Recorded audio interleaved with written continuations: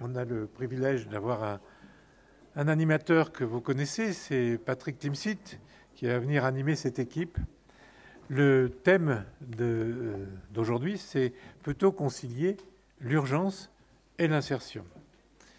Et vous voyez autour de la petite table des directeurs de SAMU, directeurs et directrices, qui viennent de plusieurs endroits et de gauche à droite. Sénégal, Égypte, Russie, Mali et de tous les pays d'Afrique de l'Ouest. Ils vont vous parler de leur point de vue, si on peut concilier l'urgence, c'est-à-dire pour les enfants, et moi j'ajouterais aussi pour les adultes, et l'insertion. Et mon propos sera de dire que c'est en effet pas le même temps. Le temps de l'urgence, c'est évidemment le temps de l'instantané. Il faut intervenir parce que les gens, les enfants, les adultes perçoivent ou sentent qu'ils risquent un danger, peut-être un danger vital. Donc, l'urgence, ça veut dire j'interviens dans un temps de l'instantané.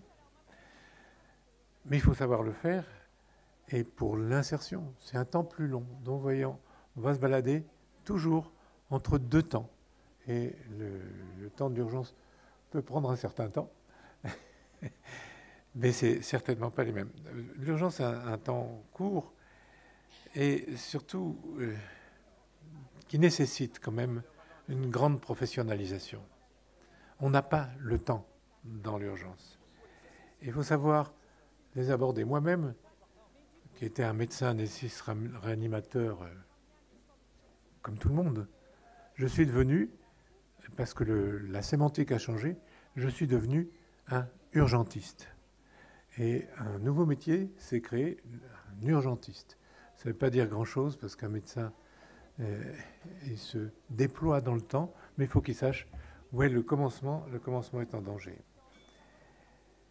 Mais, comme je l'ai dit, pour savoir travailler en urgence et pour qu'il y ait une suite, une insertion, que les gens soient vivants et qu'ils sortent de la dangerosité où ils se trouvent. Donc professionnel, mais aussi des codes. Et bien connaître les codes. Quand les gens sont dans la rue, enfants ou adultes, ils sont dans un autre espace. Je prends la succession de quelqu'un qui parlait de l'espace et du temps. Eh bien, quand on est dans la rue depuis longtemps, on s'est adapté à la rue. Et tellement adapté qu'on n'est plus adaptable pour le temps long. Ça s'appelle la suradaptation paradoxale. Pourquoi ? On est tellement adapté à ces codes terribles de la rue qu'on ne peut pas s'adapter facilement aux codes de la vie en société. Et c'est sur ce thème que je vais laisser la parole à mes amis qui travaillent dans tous les pays du monde et auprès des enfants des rues. Et l'animateur, vous avez le privilège d'avoir Patrick Timsit qui nous suit depuis tellement longtemps, dans un temps long. Merci. Toi, Patrick. Merci Xavier. Alors, je ne vous présente pas donc Xavier Emmanuelli, mais je vais juste, non pas justifier, mais expliquer ma présence ici. Et le mot animateur, c'est juste, au contraire, finalement, passer le micro et moi-même écouter et prendre vraiment, ne pas prendre du temps à des gens qui vraiment vont pouvoir nous raconter, nous expliquer et nous sensibiliser surtout. Juste quelques mots sur ma présence. Donc, ça a été une rencontre avec Xavier Emmanuelli. On s'est rencontrés lors d'un dîner, puis on a eu envie de se revoir et on a dit pourquoi ne pas se revoir finalement la nuit dans une camionnette et de voir ce centre déjà du SAMU social à Paris. Donc le SAMU social à Paris nous a réunis. On s'est vus plusieurs fois, des heures et des heures et des heures. Ça m'a permis aussi d'enfiler ce blouson et de marauder, de faire ces maraudes. La maraude, vous le savez, en tout cas, je vous le rappelle, ce sont ces camionnettes qui vont à la rencontre de ces gens qui sont dans la rue en situation d'urgence. Alors, je vais la faire courte, puisque on a une idée précise de ce que c'est. Ça existe, ça marche, c'est formidable. Il y a encore des choses évidemment à faire, mais vraiment, Xavier, c'est l'invention aussi de dire on ne prend pas des gens qui puent d'endroits qui puent pour les amener dans des endroits qui puent avec des gens qui puent, quoi. C'est-à-dire, vraiment, quand j'ai eu l'occasion de voir ces lieux, de voir ces hébergements et de voir ces gens qui s'en occupent, là, tout d'un coup, on se dit waouh, c'est vrai que ce système fonctionne, existe. Je reprends Xavier quand il nous dit effectivement qu'il y a après une habitude. Il m'a toujours dit aussi, sans domicile fixe ne veut pas dire sans territoire. Donc après, il y a des territoires, des gens qui ont l'habitude d'arrêter la camionnette, comme on prend le bus, et puis de se retrouver dans ce centre où, tant mieux, ils vont pouvoir se doucher, manger chaud, avoir un lit, peut-être même après, il y a des codes comme ça que j'ai appris qui sont bouleversants. Pourquoi sur les odeurs, sur le fait d'avoir des animaux. Et vraiment, quand on va à la rencontre, ça nous ouvre aussi l'esprit, comment les aborder, ce langage des mains, ce langage des signes aussi, pour pouvoir proposer sans bousculer ou sans surtout violer l'espace de cette personne. Et puis, après, on s'est retrouvés. Xavier m'expliquait, mais oui, voilà, donc ça, c'est la situation d'urgence, et parer à l'urgence. Et puis, l'insertion, alors c'est quoi ? C'est que tout d'un coup, effectivement, il y a une sorte de boucle de quotidien, et finalement, qui peut convenir. Moi, j'ai vu des gens, c'était terrible, l'urgence, quand vous voyez la personne qui est tombée dans la rue la veille. C'est-à-dire, vous la voyez, c'est une personne qui sera en gabardine, en cravate, qui a certainement cherché du boulot pendant la journée, avec sa petite attachée-caisse. Est-ce que sa famille est au courant qu'il est dans la rue ? Je ne sais pas, on est là, et on se dit, waouh, ça c'est l'extrême urgence avant que ça plonge et ça va vite. Et on s'est vu pour la souterraine. Donc, trace de pas, hein. Pension de famille, exactement. C'est-à-dire qu'on s'est dit, et c'est vrai que c'est ce qui est formidable aussi, les rencontres humaines, ça nous a permis de passer la journée pour aller expliquer au maire qu'il n'y avait aucun problème, que c'était une pension de famille, parce qu'il avait peur, même pourtant un maire communiste, hein, socialiste. Ah bon, ça va alors. Ça va. On va croire que je suis vraiment de droite, puisque dès que c'est socialiste, on veut dire communiste. Non, je me suis trompé. Hein, c'est pas, je fais bien la différence.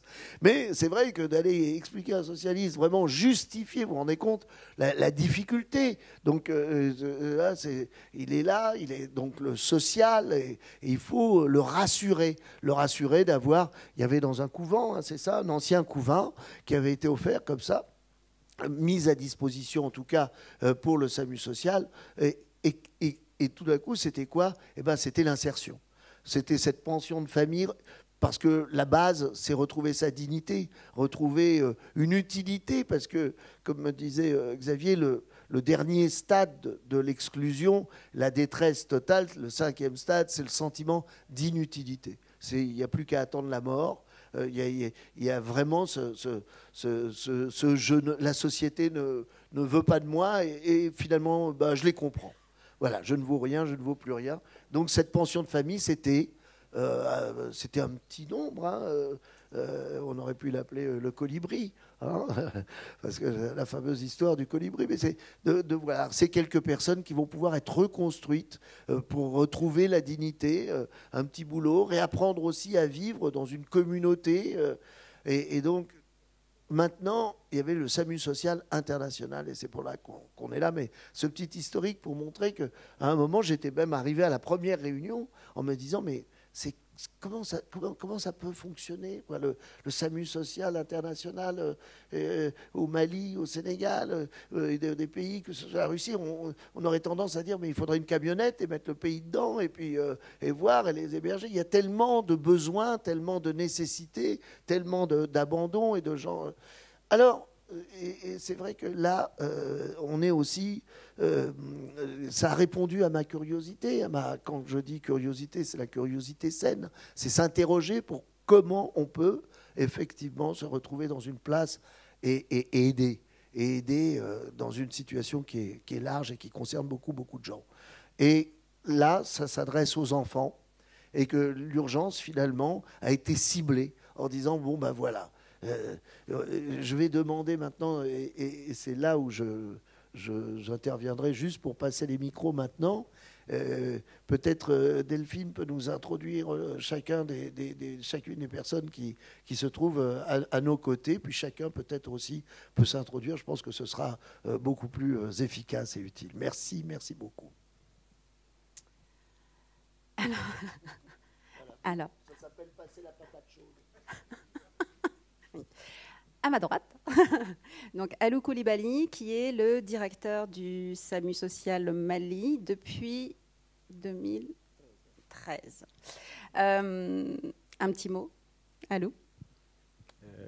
Pour dire qu'à Bamako, on est essentiellement sur la ville de Bamako et sa banlieue. Donc, un dispositif qui a été mis en place depuis 2001 sous l'impulsion du SAMU social international, donc dans l'objectif de contribuer à lutter contre l'exclusion sociale des enfants et jeunes en situation de rue. Voilà. Ensuite, nous avons Eva Bertrand, qui est donc la directrice du SAMU social à Moscou. Bonjour, donc le SAMU social à Moscou, c'est un dispositif qui a été créé en 2003, qui a eu dans un premier temps des actions avec les enfants des rues, mais qui depuis 2010 travaille principalement avec les adultes, donc hommes et femmes. On travaille avec une population qui a un âge moyen de 50 ans. Donc voilà, on est sur une population qui, j'expliquerai ensuite pourquoi, n'est pas jeune. On a assez peu d'enfants en rue actuellement à Moscou. Et donc on apporte un accompagnement qui est à la fois social, psychologique et médical, comme mes collègues. Mais voilà, nous, notre petite spécificité, c'est qu'on travaille avec des adultes. Ensuite, donc, Dr Youssef Bastorous, qui est le directeur des opérations du SAMU social international Égypte. Oui, bonsoir. Bon, le SAMU social international Égypte travaille depuis 2008. C'était la première maraude. On a fait la première maraude au Caire, justement au sud et à l'ouest du Caire, parce que le Caire, c'est gigantesque. On ne peut pas le couvrir avec une ou deux équipes même. On a fait la première maraude en avril 2008. On travaille justement avec les enfants et les jeunes filles et garçons de la rue, et de 6 à 18 ans, mais actuellement on travaille de 0 jusqu'à 30-35 ans, parce que les enfants qu'on a connus depuis 2008 sont devenus des adultes, des grands jeunes maintenant. Isabelle Diouf, qui est la directrice opérationnelle du SAMU social Sénégal. Bonjour. Alors, le SAMU social Sénégal a été créé en 2003 à la demande de l'ancienne première dame de l'époque. La problématique des enfants des rues au Sénégal est très très importante. On estime aujourd'hui à peu près 30 000 enfants mendiants à Dakar, alors qui regroupent plusieurs réalités, et plus de 100 000 enfants mendiants au Sénégal. Donc c'est un très très gros problème. Et aujourd'hui, nous, on intervient auprès des enfants et jeunes de la rue, qui sont principalement des garçons âgés entre 10 et 25 ans, qui sont en situation de survie en rue. Et la première cause d'arrivée dans la rue est la violence, soit subie au sein des pseudo-écoles coraniques, qui est une très grosse problématique au Sénégal, soit où ils sont en situation d'exploitation par la mendicité, soit en lien avec des violences subies au sein des familles. Et depuis le début du SAMU social, environ 7800 enfants ont été pris en charge. Je vais prendre un petit peu la parole après vous pour dire que le SAMU social, ça n'est pas une ONG comme une autre. C'est une ONG qui a une méthode qui enseigne à la faculté, qui enseigne à Sciences Po, qui enseigne cette méthode. Et l'idée, et aussi naturellement tout en travaillant, tout en faisant la démonstration par le terrain, par le savoir, l'idée c'est que les institutions locales reprennent et donc fassent partie de leur programme institutionnel et politique. Donc c'est une ONG, oui, mais c'est une ONG d'apprentissage, et les enfants des rues qui sont souvent très négligés, eh bien on propose à ces pays un savoir-faire. Pour ce qui concerne Moscou, la mairie de Moscou a repris, ça s'appelle plus SAMU social, ça s'appelle patrouille sociale. un peu plus viril, mais ça marche. Et donc, voilà le thème. Et si aujourd'hui on parle du SAMU social, c'est international, parce qu'il y a 2 types de temps.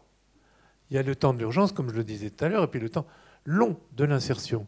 Et très souvent, on m'a reproché, on m'a dit, oui, mais ces enfants, vous ne leur apprenez pas un métier, vous ne leur apprenez pas l'alphabet, vous ne les prenez pas à parler. Non, on ne leur apprend pas par notre réseau. Il y a un après-urgence. Mais il faut savoir que c'est très difficile de s'approcher. D'abord, quand on est un étranger, très difficile d'approcher des enfants qui ont fait leur vie dans la rue, qui ont toutes les raisons de se méfier des adultes, de la police, des commerçants. Ils sont constamment sur le qui-vive. Et donc, s'approcher des enfants qui ont leurs propres mœurs, qui ont leur propre survie, qui sont des groupes. Et c'est pour ça que chacun va s'exprimer pour savoir la difficulté de s'approcher des enfants et qu'est-ce qui se passe après ce temps d'urgence.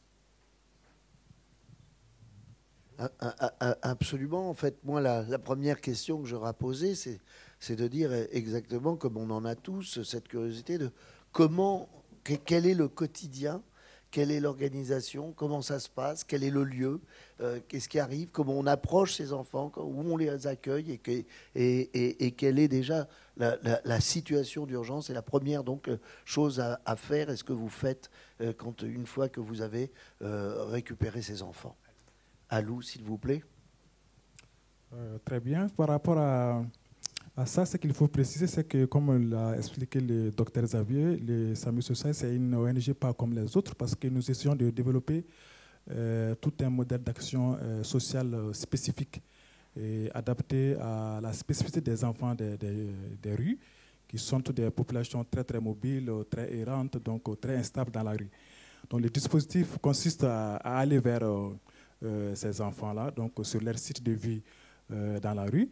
Donc, à cet effet, des équipes mobiles d'aide sont mises en œuvre.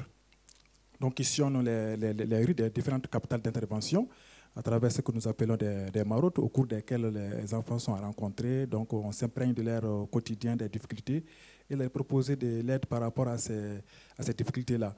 Donc, cette aide est procurée directement aux enfants, s'il s'agit d'un soin en ambulatoire qu'on peut donner ou une mise à l'abri. Et sinon, c'est orienter ces enfants vers des structures pour la continuité de la prise en charge. Donc, c'est un peu ça l'organisation du travail du SAMU social. Et pour dire qu'on répond à l'urgence de ces enfants au quotidien, mais aussi on les accompagne dans des projets de réinsertion, c'est-à-dire des projets de sortie de rue pour une réintégration familiale ou une insertion de genre professionnel, économique ou scolaire, par exemple. Voilà, et donc juste concrètement aussi, donc ces enfants sont des habitués, finissent par devenir des habitués pour après aborder la seconde question et puis l'enchaînement qui est l'insertion. Est-ce qu'on retrouve toujours ces mêmes enfants qui connaissent une fois votre existence et qui reviennent régulièrement et comment à ce moment-là on passe du sas de l'urgence à l'insertion? On peut poser la parole si vous voulez. Ouais. Isabelle. Alors, du coup, nous, effectivement, au niveau du SAMU social Sénégal, on intervient sur des territoires qu'on appelle des sites. Et on intervient au quotidien sur ces sites. On a un programme d'intervention où les enfants savent où nous trouver, à quel moment dans la semaine. Et effectivement, ils viennent à notre rencontre et ils savent que le lundi, on est sur tel site, le mardi, on est sur tel site, etc. Donc, on est amené à rencontrer les mêmes enfants. Très souvent, on rencontre les mêmes enfants. Après, il y a des nouveaux enfants qui arrivent aussi sur les sites. Cette année, on a eu à peu près 300 nouveaux enfants qu'on a identifiés, qu'on ne connaissait pas, en plus de tous ceux qu'on connaissait. Donc, il y a des nouveaux enfants qui arrivent en rue. Et ces enfants-là, soit acceptent de venir avec nous dans notre centre d'hébergement d'urgence et de soins infirmiers et psychologiques. Donc, on a un centre d'accueil où on peut les accueillir en hébergement, en internat. Donc, quand ils viennent, ils sont pris en charge, hébergés. Ils ont accès à des soins, accès à des activités, accès à des entretiens avec des travailleurs sociaux.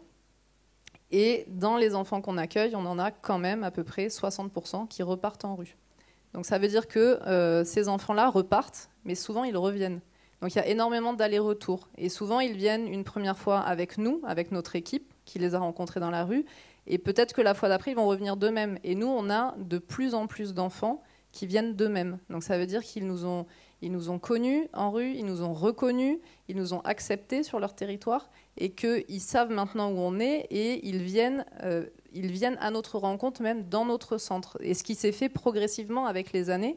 Et de plus en plus, on a des enfants qui viennent d'eux-mêmes dans notre centre pour bénéficier d'un service, bénéficier d'un accueil et qui vont revenir chercher quelque chose et puis qui vont repartir et puis ils reviendront. Et on en a des fois, il faut 5, 10, 15 séjours avant qu'il y ait un déclic et qu'ils se disent là maintenant je suis prêt, j'ai envie de quitter la rue, j'ai envie de revoir ma famille, j'ai envie d'avoir un projet, etc. Mais ça demande énormément de temps et beaucoup d'allers-retours. C'est à ce moment-là que je veux intervenir pour expliquer que les enfants ne sont pas solitaires dans la rue. Les enfants se regroupent. Un enfant seul dans la rue, il meurt. Ils se regroupent en petites unités. Ce sont où il y a une organisation ancestrale, si j'ose dire. Il y a un caïd, un meneur, il y a des strates de pouvoir, et il y a même des mauvais objets, des enfants en souffre-douleur. Et partout, les enfants, pour survivre, pour créer du lien, se mettent en petits groupes. Et à travers le monde, c'est partout la même chose, dans toutes les villes, ils peuvent en témoigner. Et je veux dire, l'exclusion, c'est la maladie du lien. Et c'est le premier lien. Il reconstitue une famille pour se défendre, il reconstitue une famille pour avoir un peu chaud au cœur, si j'ose dire. Et donc, le travail de ces professionnels, c'est de les apprivoiser. C'est-à-dire, tu n'as rien à craindre. Mais ils sont dans ce qu'on appelle une atroce liberté. Ils font ce qu'ils veulent et tout d'un coup, on va leur dire, si tu viens avec moi, ben, il y aura des codes. Hein. Tu ne peux pas rentrer à n'importe quel moment, tu ne peux pas te tabasser avec les voisins. Non, il y a des codes obligatoires. Je voulais dire que les petites bandes, ça peut être très agressives. En Amérique du Sud, en Amérique centrale, ça peut donner les maras. Les maras qui sont des luttes de territoire qui peuvent être mortelles. Autrement, vous avez au Sénégal des petites bandes qui sont formées par les religieux ou les pseudo-religieux et qui posent des tas de problèmes d'appartenance. Et donc, un travail de rue de nuit, vous êtes obligé de le dire parce que dans la journée, ils vont à leurs affaires, à leurs petits méfaits, à leurs petits vols ou à leurs petites affaires et au trafic de drogue. Car tous les enfants de la rue, et c'est pour ça que c'est si difficile, tous, à travers le monde, tous utilisent la drogue. On donnerait volontiers la parole. Voilà. Oui, peut-être en Égypte, c'est un peu différent, un peu plus différent. Nous, dans l'équipe, c'est une équipe pluridisciplinaire. Il y a un médecin, toujours un médecin, un accueillant social et le chauffeur, c'est un aide sociale aussi. Alors, on fait ces maraudes, au fur et à mesure, on fixe les sites. Ce n'est pas fixé pour les enfants. Et l'approche pour l'enfant, toujours, c'est l'approche médicale. Surtout si c'est un nouveau entrant dans la rue, l'approche médicale, parce qu'on lui fait des petits soins, on peut lui donner un médicament pour 2 journées ou quelque chose comme ça. Et au fur et à mesure, il gagne confiance à l'équipe et il commence à s'exprimer devant l'assistant social pour dire comment il est arrivé dans la rue, c'est quoi le temps qu'il a passé. Et nous, quand on envoie un enfant, on sait combien le temps qu'il a passé dans la rue, de sa physionomie, de son habit même, est-ce qu'il est pieds nus ou pas. Chez nous aussi, il y a des sites qu'on peut, c'est des sites qui sont comme les États-Unis. On dit que les enfants sont riches dans ces sites. Alors, ils ne se souchent pas l'alcool, par exemple, ils ne prennent pas des drogues, mais ils font le parking et ils ont beaucoup d'argent, ils gagnent beaucoup d'argent dans ces sites. D'autres qui sont dans des sites vulnérables, vraiment, ils sont des enfants des rues qui se droguent et qui sont dans un état désastreux. Nous, en Égypte, on travaille, c'est comme pour travailler avec les enfants en situation de rue, c'est comme une chaîne, et nous, c'est le premier anneau de cette chaîne. Les urgences, quand les enfants sont dans la rue pour la première fois, c'est à nous de faire ça, de parler avec eux, et même quand ils ont besoin d'être référés dans des centres partenaires, on le fait. Très bien. Et on peut passer aussi la parole, voilà, pour voir comment ça se passe effectivement aussi Ouais, alors chez vous. nous, on a juste, voilà, comme je le disais, une approche un tout petit peu différente, puisque donc on travaille avec des adultes et on travaille principalement en centre d'accueil. Donc pour apporter donc la première aide, je rejoins mon voisin à ce sujet, c'est une aide médicale, puisque ce qu'on observe à Moscou, c'est que la vie en rue est très, a des effets sur le corps qui sont extrêmement ravageurs et qui sont extrêmement ravageurs notamment pour les extrémités, donc qu'on parle de mains ou que les bras, les jambes, puisque évidemment on est dans un contexte de grand froid. Donc on a un médecin qui, dans un premier temps, voilà, va travailler sur disons, les blessures extrêmes que cause sur le corps la vie en rue. Notre médecin travaille aussi parce qu'au-delà des conditions climatiques, évidemment, on a l'aspect médical touche aussi les questions sociales, et donc tout l'aspect des maladies, si on peut dire, sociales, donc tuberculose, et plus récemment on s'est mis également à travailler sur maladies infectieuses et notamment VIH/SIDA, puisqu'on a pu voir auprès de nos bénéficiaires qu'on avait une augmentation des personnes porteuses du virus. Donc voilà, nos médecins travaillent sur ces thématiques-là. L'accompagnement se fait également d'un point de vue social, parce qu'à Moscou, peut-être la spécificité, je ne sais pas si c'est des choses que voient mes collègues, mais la vie en rue et l'exclusion est aussi une question hautement administrative. Ça peut sonner un petit peu absurde dit comme ça, mais en réalité, les personnes que l'on accompagne sont souvent dépourvues de passeport. Bon, c'est une chose, mais elles sont aussi dépourvues de quelque chose qui, en Russie, est central pour vous permettre d'accéder au quelconque service public et surtout à un hôpital. C'est un enregistrement. C'est-à-dire qu'en Russie, pour avoir un semblant en tout cas d'accompagnement social, il faut que vous ayez un lieu d'enregistrement, c'est-à-dire vous êtes enregistré dans votre domicile. Or, par définition, une personne sans abri n'a pas d'enregistrement, et ça l'exclut de fait de tout accompagnement social et médical. Docteur, vous voulez ? Non ? Voilà, donc ça c'est le deuxième volet de notre travail, et voilà, au vu de la spécificité de notre contexte. Et dernier volet, c'est l'accompagnement médical, et là un travail qui se fait à la fois d'une façon individuelle et d'une façon également collective. Notre psychologue a à cœur de travailler en groupe thérapeutique pour tenter, et là je reviendrai sur la notion du temps qui nous réunit aujourd'hui, c'est-à-dire que on a eu le temps de vie en rue, donc le fameux temps de l'urgence qui est plutôt du ressort de notre médecin, enfin de nos médecins et de nos travailleurs sociaux, mais ensuite on a le temps long, le temps individuel, et du coup le temps des différentes ruptures qui ont souvent caractériser les parcours de vie de nos bénéficiaires. Et sur ce temps long, c'est plutôt notre psychologue qui a travaillé en groupe pour essayer en fait de reconnecter les personnes avec leur histoire, leur parcours de vie particulier, et parfois essayer de reconnecter au temps de l'enfance à un temps de l'avant-exclusion.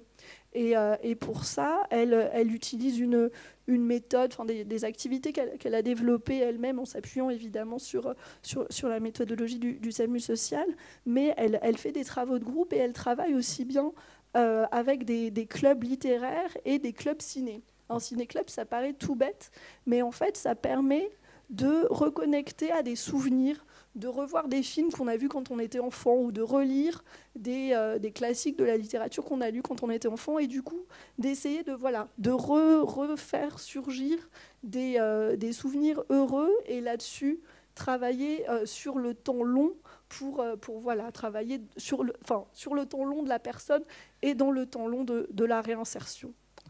on voit la passion de Eva, ce que je voulais peut-être vous apprendre, vous dire à tous que l'exclusion, c'est la maladie du lien. L'exclusion, ce n'est pas économique. Parce que le monde entier a été pauvre depuis le début du monde, et il y aura des pauvres jusqu'à la fin du monde. Si c'était que économique, on pourrait se battre, mais c'est la maladie du lien, la maladie des représentations symboliques, la maladie de l'exclusion. On est exclu du regard des autres. À ce propos, puisque il y a ici l'enseignante, celle qui nous apprend aux jeunes, aux travailleurs sociaux, aux médecins, les pathologies de l'exclusion, il faut que je vous dise, il y a 4 fondamentaux qui nous structurent.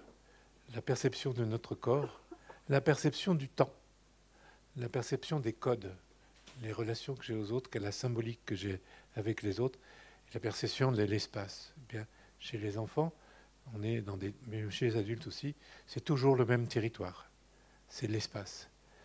Le corps, les enfants qui n'ont jamais été touchés, caressés, embrassés, ne connaissent pas leur corps. Et Youssouf, un jour, à une consultation de rue, il soulève le t-shirt d'un gamin et vous voyez une balafre le long du flanc, mais peut-être tu vas le raconter. L'enfant a vendu un de ses reins parce qu'il ne sait pas, c'est à lui mais pas à lui. Donc la notion du corps, le corps, le temps, l'espace, les codes, tout ça s'est bouleversé. Et le travail des travailleurs sociaux et des médecins, c'est d'essayer de ces 4 codes qui ont été entamés, qui sont pathologiques, d'essayer de le faire regagner, quand on parle de la dignité, mais la plénitude de leur humanité, pour commencer. Ok. Donc, alors, ce que je voudrais ajouter, c'est en fait cette problématique telle qu'elle vient d'être présentée par les différents intervenants et notre intervention sur cette problématique-là. Ce qui est intéressant d'en retenir dans une rencontre sur le temps, c'est peut-être un certain nombre de choses. Et on est confronté à l'évolution du statut juridique de nos bénéficiaires donc, dans les temps. Par exemple, pour ce qui concerne les Mali, on est au demeurant dans la prise en charge de mineurs, parce que la tranche d'âge moyenne des enfants du départ des familles, c'est de 12 à 15 ans pour les garçons, et tout au plus de 16 ans pour les filles.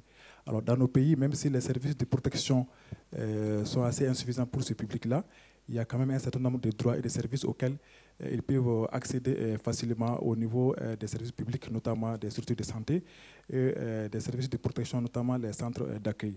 Alors, lorsque effectivement il venait à être difficile et compliqué alors, de trouver une solution de sortie des rues à vocation pérenne pour ces enfants-là, et qu'ils venaient à atteindre l'âge de la majorité dans la rue, alors les possibilités donc d'orientation vers les partenaires, en tout cas, s'amenuisent ou deviennent quasi inexistants, parce que dans nos pays, les systèmes d'action sociale ne prévoient pas ou très peu de services pour les majeurs en situation d'errance. Alors, il y a aussi le problème de l'âge de la majorité pénale, parce que, comme je le disais, on est au départ dans la prise en charge des mineurs. Alors, pour ces mineurs-là, il y a un certain nombre de stratégies de survie, comme on l'a expliqué. Alors, les petites activités de rue, alors la mendicité, principalement pour les garçons. Mais pour les jeunes majeurs, alors, c'est des activités plus ou moins prohibées, les vols d'opportunités, alors les trafics de drogue et autres, qui peuvent les exposer à des situations de conflit avec la loi. Donc, les amenant en milieu carcéral, toute situation qui vulnérabilise davantage ces enfants déjà traumatisés. Et à Bamako, on fait face aussi à un public jeunes filles. Alors, jeunes filles mineures, mais jeunes filles qui peuvent être confrontées aux problématiques de grossesse en rue suite à des violences, enfin à des viols ou à des agressions sexuelles, où il peut s'agir de petites bonnes qui quittent les campagnes pour la ville pour travailler dans les domestiques, alors qu'ils sont confrontés à ces problèmes de grossesse non désirée qui peut être source de conflit avec les parents. Donc, elle ne peut pas rentrer avec ces bébés-là dans les familles. Donc, ça devient une famille composée d'une fille mineure avec un bébé, alors pour lesquels le système de protection sociale prévoit très peu de réponses. Donc, on est confronté à ces problématiques-là. Et enfin, pour dire que aussi, la notion du temps, en fait, par rapport à ces phénomènes, c'est un peu le temps qu'il faut pour les pouvoirs publics pour réagir face à ces phénomènes. On sait que dans nos pays, ce sont les associations qui sont les plus actives sur ce terrain-là, qui proposent de l'hébergement, qui proposent alors de l'insertion aux enfants. Mais les politiques publiques, malgré toutes nos actions de plaidoyer, de sensibilisation, de formation, on a du mal à voir leur intervention. Donc on se pose la question, quel temps il faudra-t-il pour ces pouvoirs publics-là vraiment de réagir face à ces phénomènes qui est grandissant et qui est vraiment d'une ampleur très, très préoccupante. Voilà.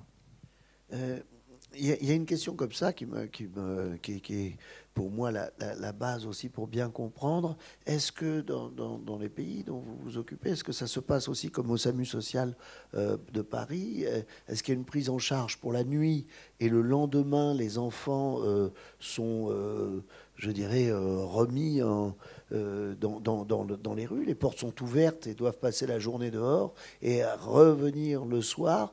Ou est-ce qu'il y a un travail comme ça qui continue pendant la journée, comme vous parliez d'activité, d'intervention médicale, d'intervention psychologique? Et la question aussi que je me pose aussi, c'est est-ce qu'il y a encore une possibilité d'avoir un rapport à la famille?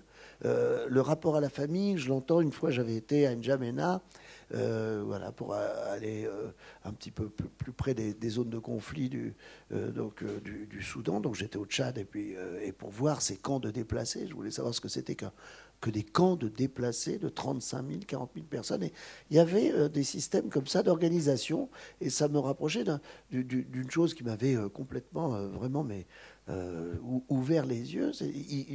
Un hôpital, comme il y avait peu de moyens, pas d'infirmiers, pas de possibilités, donc il y avait une antenne médicale qui était d'ailleurs l'armée française, qui était assez bien installée, presque un des meilleurs hôpitaux donc du coup du pays, ou le meilleur hôpital du pays. Et ils avaient, grâce aux familles, pu mettre des lits de camp comme ça. J'aimerais aussi cette notion de concret, m'éclairer sur le concret, les vraies choses du quotidien. Comment ça se passe? C'est quoi? C'est des grandes pièces, des petites pièces, des lits? Est-ce qu'on leur demande de ressortir le lendemain matin, une fois qu'ils sont nourris? Est-ce qu'il y a une possibilité de les habiller, et puis surtout, voilà, et les familles, donc dans cet hôpital, qui était juste une tente avec des lits de camp, eh bien, avait à charge de continuer, comme avec le SAMU social pour les traitements sur la tuberculose et tout ça, de repérer qui était atteint, et puis surtout de pouvoir suivre le traitement. Donc, est-ce qu'il y a encore une possibilité d'être aidé par la famille? Est-ce qu'il y a une enquête pour savoir où est sa famille, et s'il n'y a pas un élément dans la famille qui pourrait prendre en charge ou être sensibilisé par la détresse de cet enfant? Merci. Alors, au niveau du SAMU social Sénégal, nous, les enfants qui viennent peuvent venir pour plusieurs raisons. Soit ils peuvent venir pour un accueil de jour, donc ils viennent pour chercher quelque chose soit des soins, soit un repas, soit une douche, se changer. Donc on les invite. On leur propose toujours de rester. On leur propose toujours de pouvoir être hébergés si ils ont envie et si on sent qu'il y a un besoin, qu'il y a une détresse. On a également des enfants qui viennent pour un séjour pour se reposer. On appelle ça un séjour de ressourcement. Donc quand on les rencontre en rue, ils sont épuisés parce que la vie dans la rue, c'est très très fatigant. Parce qu'ils dorment très peu, dans des très mauvaises conditions. Ils sont toujours en vigilance par rapport à tous les dangers qu'il peut y avoir dans la rue, de violence, d'abus sexuels, dont on parle très peu, mais la question des abus sexuels est une réalité quotidienne pour ces enfants, soit sur des abus sexuels au sein du groupe, soit par des riverains autour des sites où on intervient. Donc on est avec des enfants épuisés qui nous disent « moi je veux juste me reposer, puis je repars ». Donc ils nous disent « moi je viens 3 jours ». Donc ils viennent 3-4 jours, ils dorment, des fois ils dorment 24 heures d'affilée, tellement ils sont épuisés. Et au bout de 24 heures, on les invite à discuter avec nous, à discuter avec des travailleurs sociaux, avec la psychologue, etc. Et puis après, ils nous disent je repars. Et puis ils repartent. Et puis des fois, ils nous disent non, je vais rester, en fait. Et puis ils restent. En fait, nous, toute la prise en charge est hyper individualisée. Donc on s'adapte vraiment à la demande de l'enfant et à ses besoins. Et on a des enfants qui viennent qui arrivent chez nous et on ne sait pas du tout combien de temps ils vont rester parce qu'on ne sait pas quelle est l'ampleur de la situation sociale. Et des fois, on ne trouve pas de solution. Donc nous, on a des enfants qui restent 1 semaine, 10 jours, 1 mois. On en a qui sont là depuis 2 ans et on n'a pas trouvé de solution. Donc on va vraiment essayer de construire les réponses avec l'enfant, avec la réalité de l'enfant, c'est-à-dire avec la réalité de sa famille, de sa situation sociale, voir si on a des répondants au niveau de la famille, parce que nous, notre objectif, si l'enfant est d'accord, donc on est sur une réponse individuelle et on fait tout avec l'accord de l'enfant. Donc quand on demande à l'enfant, est-ce que tu veux qu'on recontacte ta famille? S'il nous dit non, je ne veux pas, on ne va pas le faire. On va attendre qu'il soit prêt. Et de toute façon, un enfant qui ne veut pas recontacter sa famille ne nous donnera pas les bonnes informations. Il ne nous dira pas son vrai nom. On a des enfants qui arrivent qui nous disent je m'appelle un tel, et 6 mois après il nous dit non mais en fait ce que je t'ai dit c'est pas vrai. En fait mon prénom c'est pas ça. Il nous dit j'habite là, et puis après 6 mois après il nous dit non mais en fait c'est pas vrai. On a même des enfants qui nous ont fait traverser le pays en nous disant j'habite à Tambacounda dans tel quartier, où on s'est déplacé jusque là-bas, puis arrivé là-bas il nous a dit non mais en fait j'habite dans la banlieue de Dakar, donc à 10 km du centre. Et ah d'accord, ok, pourquoi tu nous as baladés jusque là-bas? Parce qu'en fait, c'est sa manière à lui de se protéger. Les enfants savent très bien ce qu'ils font, ils savent très bien les informations qu'ils nous donnent. Et nous, on les aide, on essaye d'établir une relation de confiance pour leur permettre justement d'avancer dans leur situation et de construire avec une réponse. Et donc nous, notre objectif, c'est quand l'enfant est d'accord et quand l'enfant est prêt, c'est de retrouver les familles et de voir si on va pouvoir avancer avec la famille. Donc nous, on parle de famille au sens très large parce qu'on a la chance au Sénégal d'avoir encore une notion de famille très large avec des oncles, des tantes, des grands-parents, des amis de la famille qui sont prêts à filer un coup de main s'il y a besoin. Et en fonction du coup des répondants qu'on a, donc on va appeler des tuteurs, des oncles, etc., on les rencontre et on échange avec eux, on fait ce qu'on appelle une médiation familiale qui peut prendre plusieurs mois aussi. Donc il va y avoir un premier contact téléphonique, puis après une première rencontre physique. On peut se déplacer à l'autre bout du pays juste pour les rencontrer avec l'enfant, pour voir quelle est la situation, quelle est l'histoire, parce qu'on a souvent des histoires très conflictuelles avec les enfants. On a des enfants qui ont pu faire des grosses bêtises chez eux avant de partir, donc la famille n'a pas forcément envie de les voir revenir. Et donc tout ça, ça prend du temps, ça prend plusieurs mois. Et puis on peut faire un premier séjour d'immersion où on va amener l'enfant dans sa famille pendant 3-4 jours, puis on fait le bilan, on voit comment ça se passe. Puis un deuxième, et puis au fur et à mesure, on essaye d'aller vers la réinsertion familiale quand c'est possible. Donc la place des familles, nous, on accorde une très grande importance à la place des familles. On essaye de renouer ces liens quand c'est possible. Après, on est aussi des fois face à des familles maltraitantes, où là, on ne pourra pas reconstruire quelque chose, parce que c'est une mise en danger de l'enfant si on le réinsère dans cette famille. Et donc là, on va chercher d'autres options qui, malheureusement, au Sénégal, sont très peu nombreuses, parce qu'on a très peu de relais derrière, il y a très peu de centres, il y a très peu de solutions. Mais on bricole. Voilà. On bricole beaucoup. OK. Pour les codes dont j'ai parlé, le corps, le temps, l'espace, le corps, le temps. Les enfants ne sont pas inscrits dans le temps. Ils ne sont pas inscrits dans le corps non plus, mais ils n'ont pas la notion du temps. Mais c'est aussi comme l'exclusion ici, dans nos pays. Comme il n'y a pas de projet, il n'y a pas d'événement, donc vous êtes dans un présent répétitif. Les enfants sont hors du temps. C'est la notion du temps englouti. Il n'y a pas de temps, c'est très difficile de dire qu'est-ce que tu vas faire plus tard, ils ne savent pas. Ils sont là, ils vivent là. C'est nous qui allons leur donner le temps. Par exemple, vous dites je reviens mercredi pour faire ton pansement, ça ne veut rien dire. Tous les jours se ressemblent. Je voulais aussi rappeler qu'il y a 200 enfants à Paris qui dorment dans les rues. À Paris. Malgré l'ASE, malgré tous les mécanismes de protection qu'on a. Donc c'est très actuel. La troisième chose, c'est que notre ami vient de dire qu'on bricole. Eh bien, je crois que nos institutions bricolent. C'est qu'on n'a pas pris la mesure de l'exclusion des adultes, des enfants, des personnes âgées. Pour le moment, l'exclusion n'est pas décrite. Et quand on n'a pas de mots pour les décrire, on n'a pas de traitement pour les traiter. Donc parler des enfants, qui est la forme la plus ultime de l'exclusion, la plus repoussante de l'exclusion, ça veut dire qu'à partir de cette expérience de terrain, un par un, ça nous donne des idées, un enseignement pour pouvoir lutter contre cette exclusion intolérable. Maintenant, il se passe quelque chose sous nos yeux qui est la migration. Toutes les villes du monde connaissent la migration. Des villes géantes comme Le Caire, des villes monstres. C'est même un des signes du développement de faire des villes monstres. Et il y a des enfants mineurs non accompagnés. 30 000 enfants ont disparu en Europe, on ne sait pas ce qu'ils sont devenus. Et donc, voilà, hors du temps, les enfants vous mentent, mais les adultes aussi. Ça s'appelle la mythomanie résiduelle. C'est une protection. Les gens n'ont pas envie d'être transparents. Ils s'inventent une vie. Ils ne peuvent pas dire j'ai eu des échecs toute ma vie, des micro-échecs. Non, ils vous disent j'ai eu un grand événement qui m'a précipité dans l'exclusion. En réalité, c'est une vie grise, sans saveur.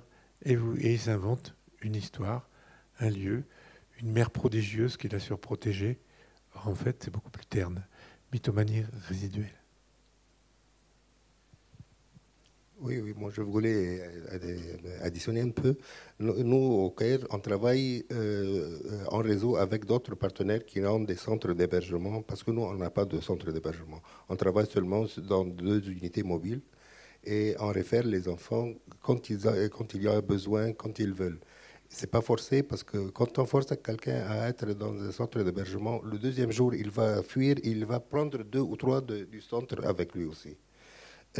Pour la réunion familiale, ça peut se faire dans les centres d'hébergement, où les familles viennent visiter les enfants dans le centre d'hébergement pour voir un peu comment ils vivent et pour avoir ce lien.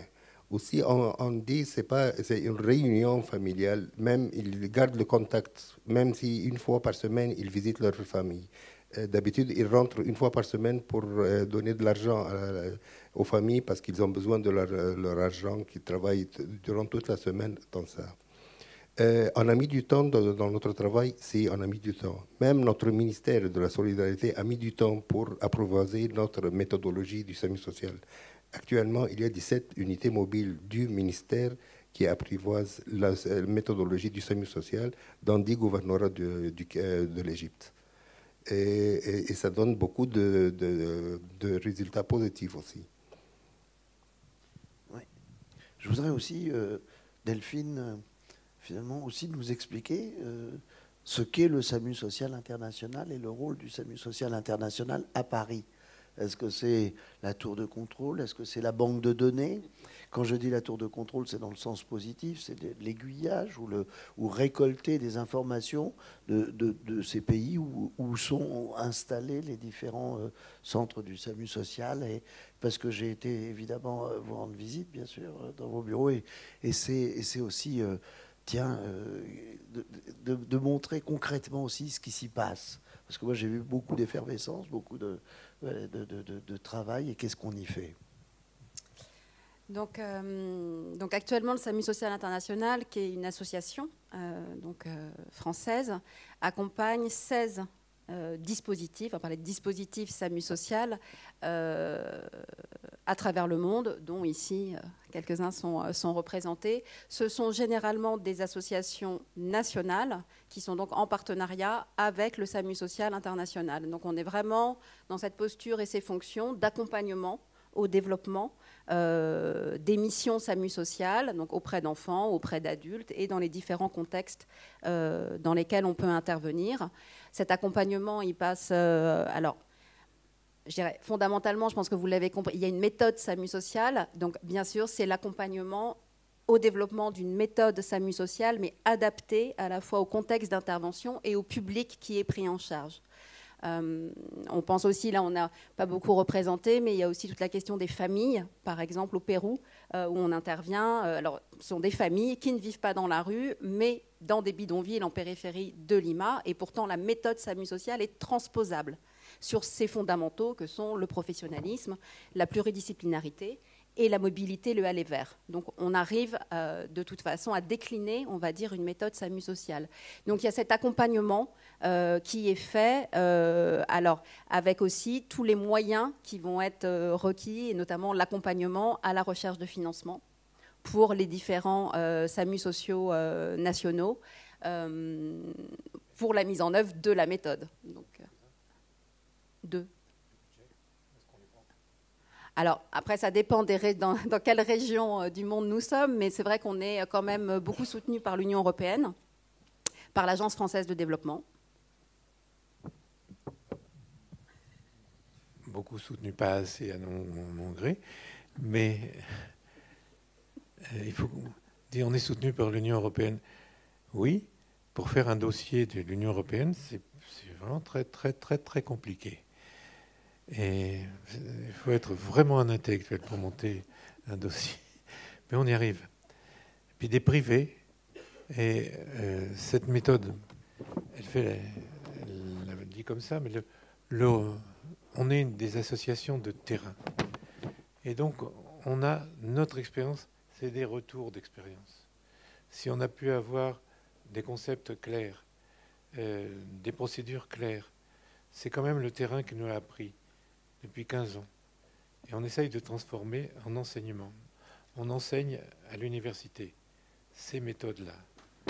On forme les gens qui vont s'adresser aux enfants. Des médecins, travailleurs sociaux, des étudiants en médecine, on fait naître des vocations. Car il n'y a pas pire scandale que l'exclusion des enfants. Les enfants ne peuvent pousser que si on s'intéresse à eux. Quand vous avez fait l'expérience des enfants de Roumanie, vous dites ils peuvent pousser, mais sans amour et sans intérêt, les enfants ne peuvent pas donner des hommes complets. Tels que vous les voyez autour de cette table, c'est des professionnels, mais c'est des professionnels au grand cœur, j'ai le droit de dire ça, oui, et qui ont accepté de venir parler de leur quotidien. Rappelez-vous, l'aliénation par le temps. Et il y a des gens, par exemple, qui sont à la 2e génération de rue. Des enfants des rues qui ont fait des enfants en Amérique centrale, en Amérique du Sud, en Roumanie, en Égypte. La 3e génération. On dit, mais je parle sous le contrôle du docteur Youssouf, on dit qu'il y aurait 1 million d'enfants dans les rues entre le Caire et Alexandrie, mais peut-être je me trompe.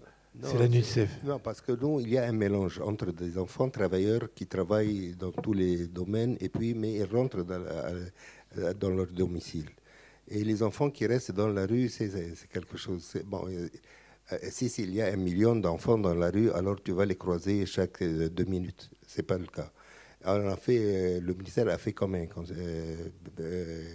une étude et ils ont trouvé qu'ils sont 16 000 enfants des rues au Caire.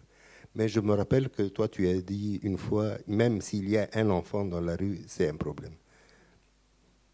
Alors, moi, je rebondirai en vous disant, est-ce que vous pouvez, pour donner quand même aussi une bulle d'oxygène, une bulle même de joie, nous donner les bons résultats. Si on parlait aussi des choses qui sont faites et d'exemples que vous pourriez nous citer, que vous avez là tout de suite et qui vous redonnent le sourire et la pêche, et nous donner la pêche pour dire, et voilà, et ceux qui s'en sortent. Et si on en parlait de cela, et si vous pouvez nous raconter chacun une de vos expériences. Quelque chose de très optimiste, c'est que maintenant, c'est enseigné et ça fait partie des institutions. Avant, les gens se disaient à peu près quelque chose comme ça. Si c'est le prix à payer d'avoir quelques enfants un peu abandonnés, qu'est-ce que ça peut faire pour de notre développement? Eh bien, maintenant, je crois que ça devient un problème explicite dans tous les pays où on travaille. On a une légitimité par le terrain et donc les institutions peuvent pas dire j'ignore. Elles ne peuvent pas. Et donc, on a fait le nécessaire. Et donc, ça, c'est positif. Le deuxième, c'est qu'on l'enseigne. C'est-à-dire qu'il y a des vocations qui se lèvent là-dessus. Et donc, ça, c'est deux raisons de croire qu'on fait du bon boulot et que les enfants vont s'en sortir les uns et les autres. Lorsque le docteur Youssouf dit que maintenant c'est le ministère des Affaires sociales lui-même, la ministre des Affaires sociales elle-même, qui dit on va appliquer votre méthode maintenant dans tous les gouvernorats, c'est quand même une réponse. Et on peut dire aussi la même chose pour tous ces pays qui sont représentés, c'est devenu une méthode officielle. On ne peut pas ignorer des enfants dans les rues. J'ajoute qu'il y en a qui s'en sortent. Oui, on a des cas positifs. Par exemple, moi, je suis venu aussi pour vous raconter l'histoire d'un enfant qu'on a connu depuis 2008. Il avait 10 ans. Actuellement, il a 21 ans. Il vit dans la rue avec toute sa famille dans une cabane sur un trottoir. Dans 2010, il a eu un tragique accident pour son frère qui s'est noyé. Et la famille s'est dispersée. Le papa a divorcé la maman. Et la maman a pris les 2 filles et elle reste dans un appartement. Et lui, l'enfant, il garde son papa. Il garde son papa parce que son papa ne peut pas travailler. Il a des mal de dos et c'est lui qui gère, qui travaille dans la rue. Au fur et à mesure, quand on le voit, il est toujours dans le site. Il veut faire n'importe quel travail pour qu'il gagne de l'argent. Mais on a eu ce constat qu'il est talentueux. Alors, pour une histoire qu'il sorte de la rue, on a vu que si, avec le théâtre, qu'il est très passionné par le théâtre, on lui a commencé qu'il suit des cours de théâtre. Et on a fait 2 performances d'art artistique. Il a fait 2 pièces de théâtre. Il était impeccable. Il a étudié tous les rôles de ses copains parce qu'il a eu peur que quelqu'un aura un trou, par exemple, durant la pièce de théâtre. Alors, il va être à son secours. Actuellement, il suit, lui, des cours élevés de théâtre. Il est ponctuel. Il a gardé la notion du temps. Même, il va pour assister dans ses cours 1h30 à l'avance pour ne pas rater ça. Alors moi je pense que ça, il va sortir. Il va sortir de sa situation. Surtout qu'il n'a jamais pris de la drogue, ni même il ne fume pas la cigarette, malgré que l'entourage est toujours infesté par tout ça. Alors c'est quelque chose de positif. Je crois qu'Isabelle aussi a une... Et après, si vous voulez bien, on peut faire passer un micro. Et si vous avez des questions, vous pouvez manifester comme ça du bras. En tout cas, voilà, pour attirer le micro. Si vous avez une question, ne pas partir avec une question sans réponse. Donc moi, je vais vous parler aussi d'une belle histoire qu'on suit toujours au SAMU Social. Donc c'est un jeune qu'on a rencontré en 2004, donc 1 an après la création du SAMU Social. Il avait 18 ans, ça faisait déjà 2 ans qu'il était dans la rue. Il est arrivé dans la rue suite au divorce de ses parents qui s'est très mal passé. Et donc c'était un premier contact avec lui en 2004 pour des soins. Il était venu au centre pour se faire soigner. Puis après, on l'a vu sporadiquement. Il venait se faire soigner auprès de l'ambulance quand elle venait en rue. Et puis un jour, il est venu, des années après, en 2009, il est venu pour un premier séjour de quelques jours. Puis il est reparti, on ne l'a pas revu, on le voyait de temps en temps en rue. Puis il est revenu en 2013 encore pour 3-4 jours, puis il est reparti. Et en 2017, il est venu, il était épuisé, très très fatigué. Il est arrivé au centre pour se faire soigner, et là, il est resté. Alors que ça faisait des années qu'on le suivait. Il a commencé à se livrer un petit peu, à se confier, à se raconter, à nous expliquer son histoire, ce qu'il n'avait jamais fait avant. Avant, il venait vraiment pour un service, pour se faire soigner, puis il repartait. Et puis là, il s'est passé quelque chose. Et donc, il a commencé à expliquer tout ce qui lui était arrivé, toutes les difficultés qu'il avait. Quand il est arrivé au centre en 2017, c'était vraiment un zombie. Il avait derrière lui des années et des années de consommation de guinz. On parlait de la consommation de drogue. Au Sénégal, les enfants sniffent du white spirit, ce qui fait énormément de dégâts. Ça crame quelques neurones au passage. Et il est arrivé vraiment dans un état complètement épuisé. Et vraiment, il a mis plus de 6 mois à se redresser, mais vraiment physiquement. On l'a vu arriver la tête baissée. Puis 6 mois après, il a commencé à relever la tête. Il a commencé à regarder devant lui.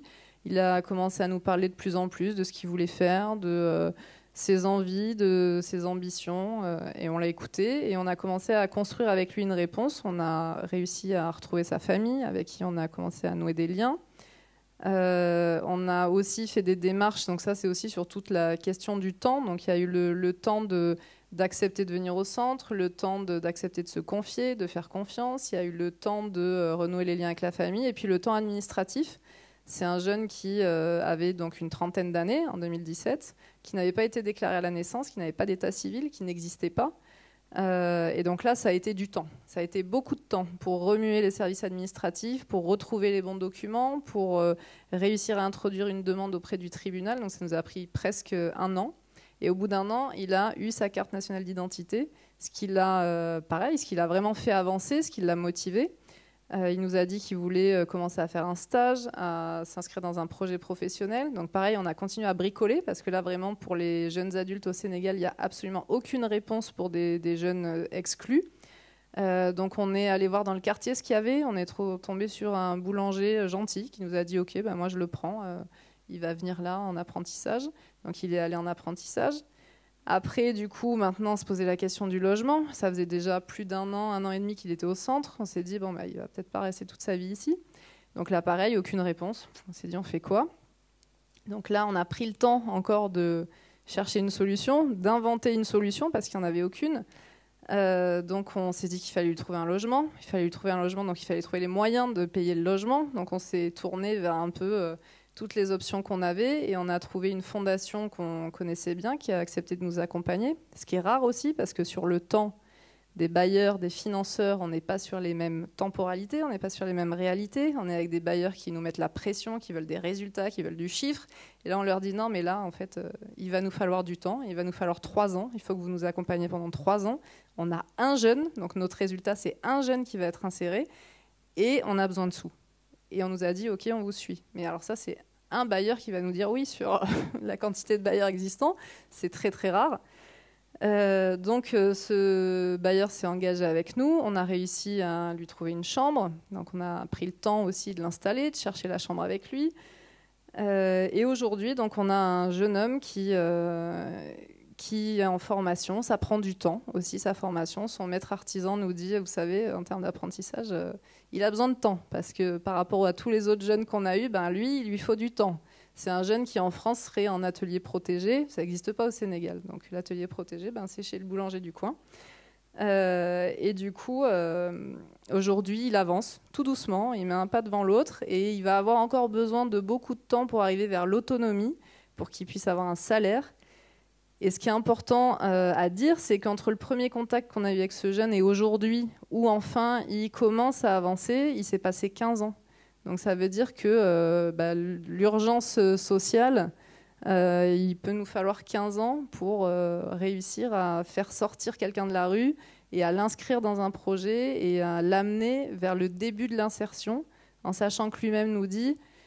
Moi, j'ai besoin que vous soyez là, j'ai besoin d'être encouragé, j'ai besoin de sentir que vous êtes derrière moi parce que je sais que je peux retomber à tout moment. Et lui-même est capable de le dire aujourd'hui. Voilà.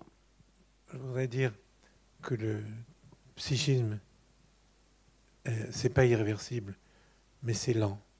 C'est lent. Et donc, les chiffres que tu donnes ne sont pas rédhibitoires. Je relaisse la parole.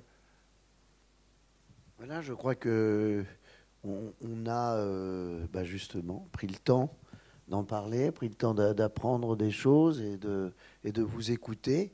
Juste pour, comme je vous l'ai dit, finir en n'ayant aucun regret d'avoir une question dont on n'aurait pas la réponse. Est-ce qu'on peut répondre à une de vos questions? Oui, bonjour, merci beaucoup.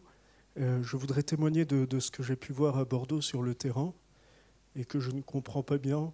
Normalement, l'État doit accueillir les enfants mineurs non accompagnés primo-arrivants avant même l'examen de leur minorité.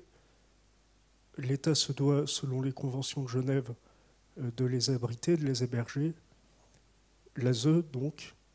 Et même chose pour les familles de primo-arrivants avec des enfants qui doivent être hébergés également par le 115 avant même l'examen de leur demande d'asile. Et ces personnes connaissent la rue pendant 2 mois, voire 3. Comment se fait-il que l'État coupable laisse des associations comme le SAMU social faire le travail? Et comment se fait-il qu'un tel silence existe sur cette question de violation des droits de l'homme? Vous posez une question qui est devenue largement un enjeu politique. Il faut vous dire que ça remet en question notre propre culture, notre propre représentation. On parle de migrants, c'est pas un bon mot d'ailleurs, on devrait dire les immigrants, c'est une traduction de l'anglais, migrant. Et c'est un enjeu politique parce que quand une société est fragile, pour resserrer des liens, on désigne le grand autre. Le grand autre, celui qui va nous déstabiliser, qui va détruire nos sociétés, qui va faire des attentats. Donc c'est trop facile de montrer l'autre comme étant un danger. Et donc dans l'opinion publique, petit à petit, en disant c'est peut-être dangereux, on fabrique une espèce de rejet. Donc les institutions, les États, les politiques marchent sur la pointe des pieds là-dessus. Oui, on est obligé de le faire. Oui, c'est le rôle de l'État déconcentré. C'est les départements qui doivent faire ça. Mais on marche tout doucement, tellement c'est un enjeu politique. Bien sûr, c'est nous, citoyens, qui doivent faire la pression, un lobby, le lobby de la citoyenneté. Parce qu'après tout, c'est comme ça qu'on a fabriqué notre société et notre lien social. Je peux vous garantir que pour une société apaisée, dans une culture qu'on maîtriserait, oui, l'autre est différent. L'autre est différent. Mais il peut être magique, avec sa culture étrange. Il peut être charmant. Au lieu de dire c'est un danger potentiel. Mais quand est-ce qu'on y sera là? Et donc, c'est à nous de travailler. C'est les 30 ans, en ce moment, de la Déclaration des droits de l'enfant. Pensons-y tous.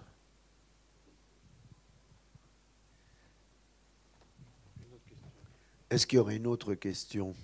Moi, j'ai une question par rapport aux citoyens. Si vous pouvez peut-être conseiller, parce que si on attend sur l'État et les structures, on peut attendre longtemps. Donc, je pense que si chacun faisait un geste, et c'est possible. Moi, j'habite en Suisse. Alors, on pense que tout le monde est très riche en Suisse, ce qui n'est pas le cas.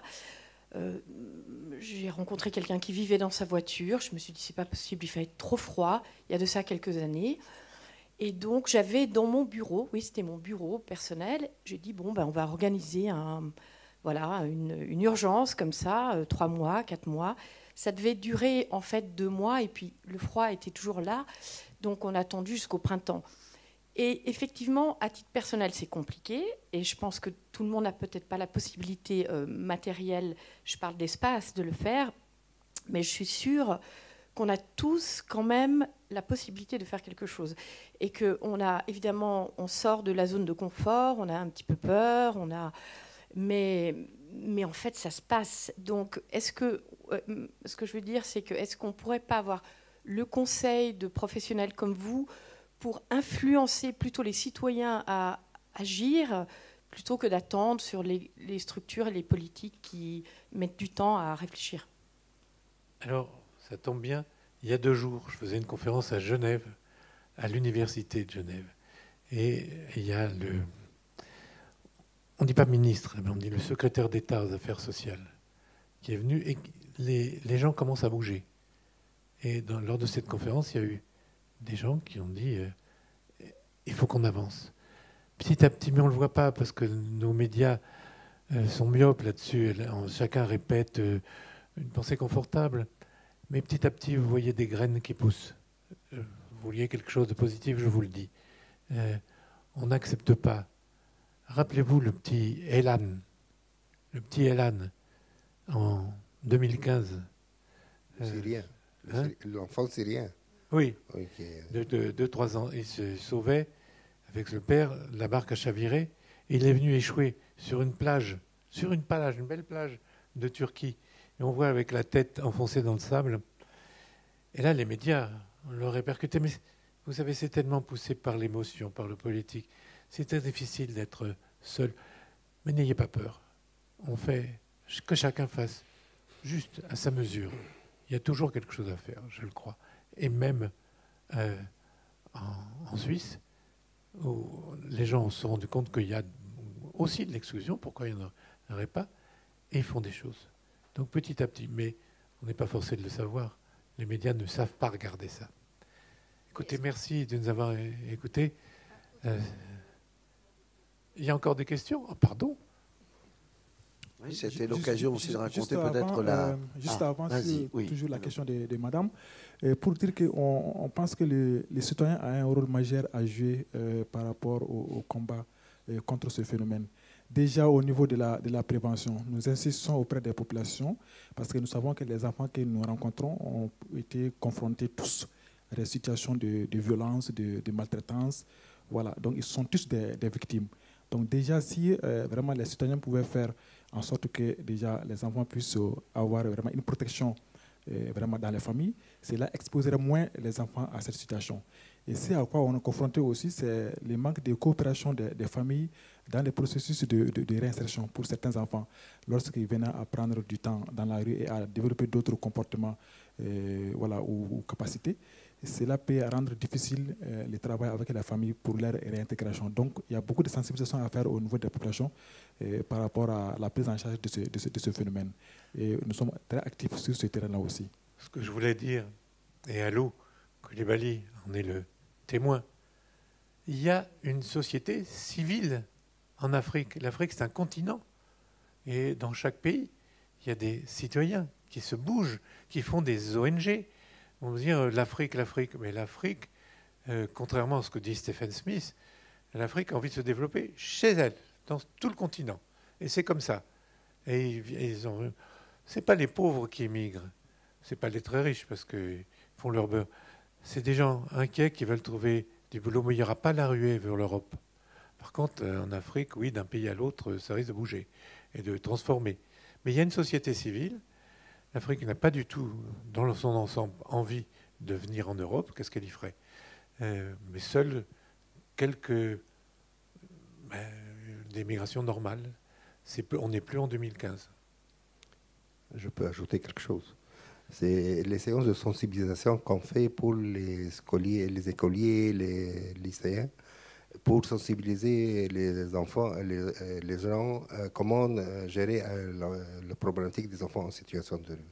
Alors, par exemple, des écoles, ils ont des collectes de couverture en laine pour les enfants. Si, au niveau personnel, vous voulez les aider, il ne faut pas donner de l'argent. Donner un sandwich, donner un jus, mais pas d'argent. Juste pour compléter, pour le cas du Sénégal, où effectivement, nous, l'État a une réponse très très faible par rapport à la prise en charge des personnes exclues. Donc effectivement, c'est la population qui prend le relais et qui n'hésite pas à ouvrir sa porte à énormément d'enfants, ou toutes les familles, enfin énormément de familles au Sénégal, que ce soit à Dakar ou dans les grandes villes, donnent à manger à des enfants du quartier, ce qu'on appelle les marraines des daras, des écoles coraniques, qui viennent pour apporter des soins. Et effectivement, c'est la population aujourd'hui qui prend le relais et qui est active. Et après, j'ai envie de finir en disant qu'une des premières choses à faire, c'est déjà d'exprimer de la considération pour ces personnes. Et au Sénégal, il y a tellement d'enfants qu'on ne peut pas être actif sur tout, mais ne serait-ce que quand on a un enfant à côté qui vient nous voir pour nous demander de l'argent ou quoi, ne serait-ce que de le regarder et de lui parler. Alors au Sénégal, on fait beaucoup de blagues, donc une petite blague, et puis voilà, il y a un lien, quoi. Il y a un contact, et de leur montrer, je t'ai vu. J'ai pas fait comme si je t'avais pas vu. Et ne serait-ce que de considérer les gens qu'on a autour de nous, c'est déjà beaucoup. Et de leur et de leur dire, aujourd'hui, peut-être que je peux rien faire, mais je t'ai vu, j'ai entendu, et peut-être que je pourrais faire quelque chose demain. Merci beaucoup pour votre humanité, c'est très touchant. Juste peut-être quelques témoignages et interrogations aussi. Je rejoins M. Emmanueli sur la partie africaine. Je rentre d'Afrique du Sud, où la situation est très complexe, avec une immigration provenant des pays limitrophes. qui se passe très très mal et dont on parle très très peu en Europe de l'Ouest. Donc effectivement, il n'y a pas nécessairement qu'une immigration sud-nord, il y a aussi une immigration sud-sud. Donc ça, c'est juste un petit témoignage. Une interrogation maintenant concernant par exemple la situation aux États-Unis d'Amérique, le pays de Donald Trump actuellement, où peut-être vous pourriez nous éclairer. Savez-vous ce qui se passe spécifiquement à San Francisco? Puisqu'il semblerait, alors j'y suis allé là aussi assez récemment, il y a plus de 10 000 sans-abri dans la rue. Une grande la municipalité de San Francisco dépense énormément d'argent et d'énergie pour traiter, c'est pas le bon mot, mais pour en tout cas essayer d'accompagner la situation. Et moi, je vais régulièrement à San Francisco. En 30 ans, j'ai jamais vu une ville, le cœur de centre-ville, dans un état aussi épouvantable que cela. Et donc j'aurais voulu, peut-être parmi vous 7, est-ce que quelqu'un a un éclairage, des commentaires, des explications à donner sur la situation? Parce que la ville de San Francisco dépense des millions de dollars par mois. Et donc, a priori, c'est bien la preuve que l'argent ne suffit pas, parce que c'est Zombieland, littéralement. Alors moi, je ne sais pas répondre très précisément. Simplement, je peux vous dire, pendant la guerre du Salvador, il y a beaucoup de gens qui sont venus en tant que réfugiés à Los Angeles. Et du coup, ils ont appris la rue. Ils ont appris la violence de la rue. Et ils ont appris les luttes territoriales. Vous savez, les bleus, les rouges, et des luttes de bandes et des luttes de territoire. Ils sont revenus au Salvador, sont revenus au Honduras, ils sont revenus au Nicaragua. Puis ça a donné les maras, des bandes très violentes, mais vraiment très violentes, territorialisées. Ça, ils sont revenus parce qu'ils ont été chassés. Hein. Maintenant, je crois qu'au point de vue international, on ne considère plus réfugiés, déplacés. On pense que les sociologues ont parlé de la tectonique des peuples. Ça vaut ce que ça vaut, mais les peuples bougent en entier. Ça, c'est la première chose. La deuxième chose, quel projet politique collectif vous avez? Si vous n'avez pas de projet collectif, vous avez ça, chacun pour soi, et les gens qui tombent de la barque, c'est sûr. Je ne connais pas San Francisco, je connais New York, mais c'est toujours la même chose. Si vous n'avez pas un projet de société, même local, comme c'est aux États-Unis, évident, ben les gens... Il y a un moment qu'il y a une solidarité, je vais vous dire quand, et je l'ai vécu ça. C'est quand on s'est aperçu à New York qu'il y avait des tuberculoses multirésistantes. Et alors là, quand on s'en est aperçu, c'était pas beaucoup, mais ça commençait. Là, ils ont monté des systèmes sociaux, des hôpitaux entiers, mais comme ils savent le faire en discriminant. Mais donc, il y a un projet commun quand il y a un danger commun. Mais je ne sais pas ce qui se passe à San Francisco. Moi, je voulais juste prendre la parole pour formuler une remarque courte. Tout d'abord, je vous remercie pour votre prise de parole et ce compte-rendu sur vos différentes actions sur le terrain et nous apporter une réalité tout à fait enrichissante.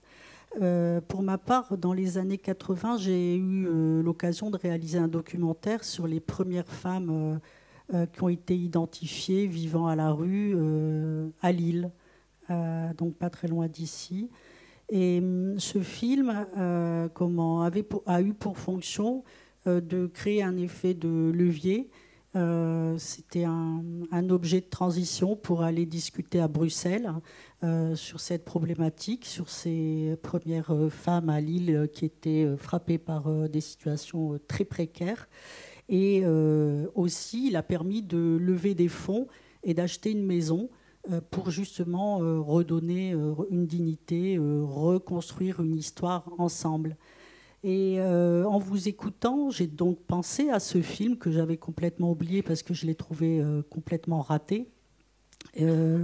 je me suis dit que finalement, depuis les années 80, la situation d'exclusion et de précarité s'est vraiment enracinée, s'est développée, et que bien sûr il y a de multiples actions, et je souhaite que de multiples formes organisationnelles émergent face à ce problème, mais que cette problématique, elle est de plus en plus cruciale, de plus en plus elle s'installe, et je me demande justement si dans notre projet collectif de société, si dans nos politiques, on arrive bien à maîtriser les enjeux de ces problématiques. Parce que pour moi, j'ai le sentiment, tout en étant très optimiste, que l'exclusion, la précarité ne cesse de se développer. Elle fait tache d'huile, c'est une marée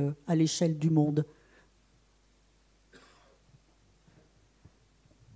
En ville, chacun est étranger à l'autre. Je le dis à chaque fois que je fais une conférence, chacun est étranger à l'autre.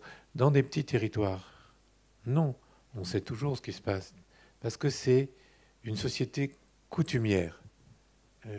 Mes amis pourraient vous en parler, des anciennes sociétés, parce que ce soit au Mali, au Sénégal, maintenant c'est des comportements internationaux, c'est toujours les mêmes. Mais dans une société régie par les coutumes, qui sont totalitaires, on ne les change pas. Mais il y a une espèce, on sait partager sa pauvreté. On n'est plus dans une société coutumière, j'allais dire Dieu merci. On est une société de loi. Et on n'a pas encore pris la mesure de ce que c'est que le voisin, parce qu'il y a tellement de gens autour de nous.